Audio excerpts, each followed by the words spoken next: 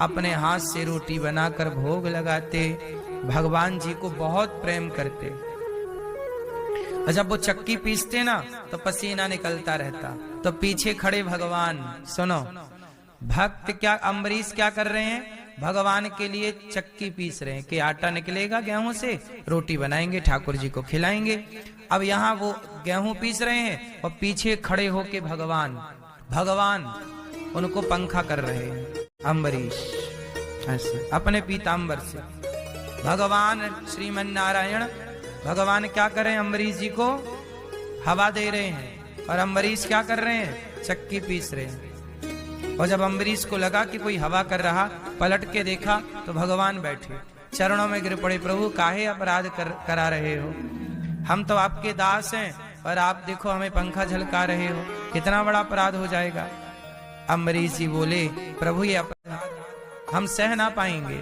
भगवान बोले, अम्बरीश क्या करूं, ये बताओ मैं किसका ध्यान करूं, मैं किसकी, मैं थक गया बैकुंठ में रहते रहते, मुझे भी सेवा करनी है, किसकी।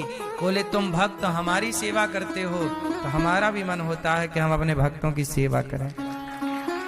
हम कहाँ जाएं, तुम दिन भर हमें पंखा झलकाते हो, तुम दिन भर हमें हवा करते हो, हम किसको हवा करें।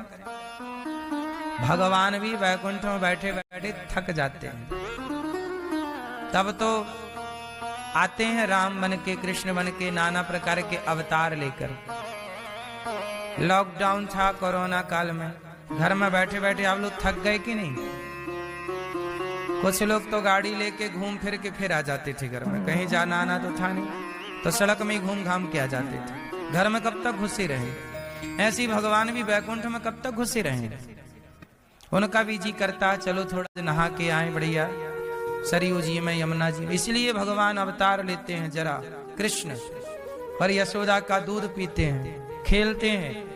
एक दिन क्या हुआ, कन्हैया नंगे पड़े थे यमुना के किनारे, सारे बच्चे थे और नंग धड़ंग पड़े हैं, और काय में बालू में लौट रहे हैं। ये बैकुंठ में रह रहे के थक गए हैं, यहाँ के लौट रहे हैं, चित्तपट्ट हो रहे हैं ऐसे ऐसे यमुना के किनारे।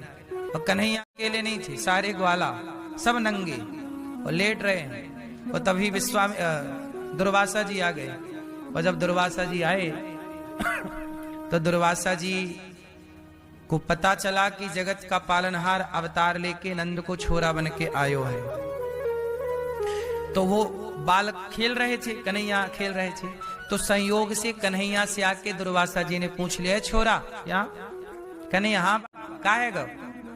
बाबा बोले, सुन बेटा, मैंने सुन रखे हो कि नंद को छोरा भगवान है। तो कन्हैया बोले, हाँ बाबा भगवान है, बोल का करेगो। दुर्वासा जी बोले, भैया वाह नंद के छोरा को पता बताए दे कि वो नंद को छोरा रहे कहाँ, मैं वाकू दर्शन कर लूं। तो कन्हैया बिल्कुल धूल में लिपटे थे और नंग धड़ंग खड़े थे। तो भगवान बोले कि बाबा मैं ही नंद को छोरा हूं। अब तो दुर्वासा जी को मोह हो गया। क्या हो गया, मोह। कैसा मोह, दुर्वासा जी अब भगवान बोल के चले गए, और फिर वो यमुना जी में नहाए, और नहा के फिर बालू में लौटने लग जाए, फिर नहाए, फिर बालू में चित्तपट्ट लौटने लग जाए, और ग्वाल वालों के संग कभी कबड्डी खेलें, कभी वो उनकी पीठ में बैठ जाएं, कभी इनकी पीठ में वो बैठ जाएं। अब दुर्वासा जी बोले, हे भगवान भगवान, ये भगवान तो हो नहीं सकता, यदि यही नंद को छोरा है तो ये भगवान नहीं हो सकता। क्यों है, नंगा घूम रहा है, बालू लपेटे हैं, ना इसके पास कपड़े हैं, ना इसके खाने का कुछ ज्ञान है, ना देखो जरा, ये भगवान थोड़ी हो सकता। सोचिए दुर्वासा जी जो दिन रात भगवान का ध्यान करने वाले हैं, जब उनके सामने भगवान आए तो पहचान नहीं पाए। भगवान को कौन पहचान सकता है, भगवान को कौन जान सकता है, जिन्हें वो स्वयं जनाना चाहें, सोई जाने जेहि देहु जनाई, जानत तुम्हें हुई जाए। यदि वो नहीं जनाना चाहें तो भगवान को ब्रह्मा नहीं जान पाए। मुह्यन्त यत् सूरयः, नहीं जनाना चाहें तो दुर्वासा जी नहीं जान पाए, माता सती नहीं जान पाई, देवराज इंद्र नहीं जान पाए। जब नहीं ही जनाना चाहेंगे तो भला आप भला हम कैसे जानेंगे? इसलिए भगवान की सत्ता को, भगवान की माया को, भगवान को जान लेना सबके बस की बात। इसलिए कहता हूं कि तनिक जान करके घमंड ना कर लेना कि हमने सब जान लिया, तनिक जान कर अभिमान ना कर लेना कि हमने सब जान लिया। जो सब जानते थे वो भी कुछ नहीं जान पाए, जो सब जानते थे वो भी कुछ नहीं जान पाए। तुम तो कुछ नहीं जानते तो क्या सब कुछ जान लोगे?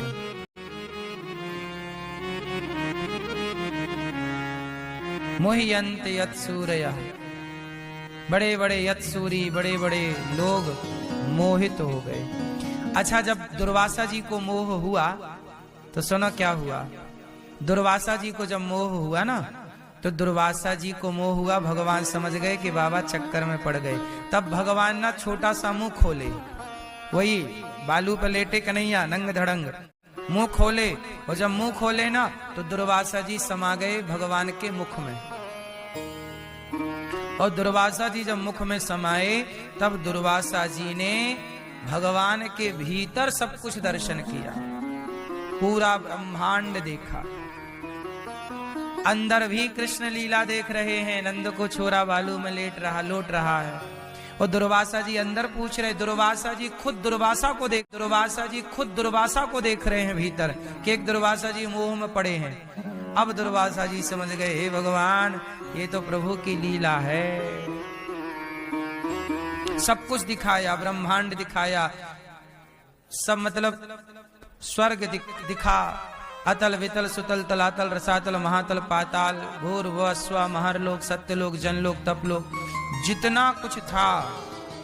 राम राम प्रतिवेद कहें ब्रह्म, राम प्रतिवेद कहें ब्रह्मांड निकाया निर्मित माया, राम राम प्रतिवेद कहें।